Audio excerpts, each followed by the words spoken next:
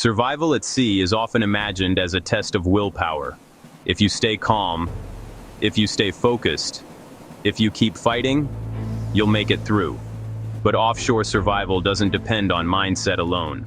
At a certain point, the human body begins to enter territory that willpower cannot fully override. Because after enough hours in open water, or inside a lifeboat, physiology starts to take control. In the early phase of a maritime emergency, adrenaline does most of the work. Heart rate rises, breathing sharpens, pain signals are partially suppressed. The body enters a highly alert state designed to handle immediate danger. This is useful in the beginning. It helps survivors get clear of the vessel. It helps them reach flotation. It helps them stay responsive during the first chaotic phase. But adrenaline was never designed to run indefinitely.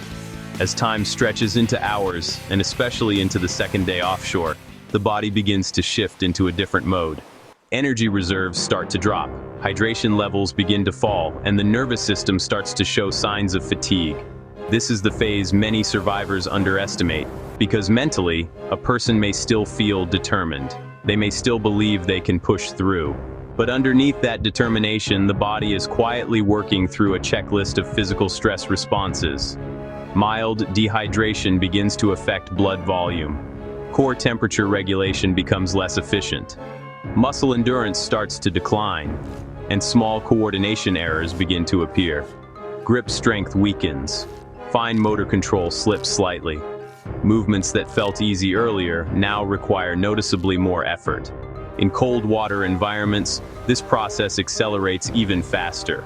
Peripheral circulation begins to reduce. Hands and feet lose dexterity. Shivering may begin, which, while initially protective, also burns valuable energy reserves. In hot, enclosed lifeboat conditions, a different but equally dangerous pattern can emerge. Heat stress, sweat loss increases. Electrolyte balance begins to shift. Cognitive clarity may start to fade around the edges. At first, these changes are subtle. Many survivors don't recognize what's happening in real time. They simply feel more tired than expected, more thirsty, more uncomfortable. But experienced offshore crews and survival trainers know this phase well, because once the body begins this downward slope, recovery becomes more dependent on resource management than on pure determination. This is why structured survival behavior matters so much. Water rationing, energy conservation, minimizing unnecessary movement, maintaining shade when possible.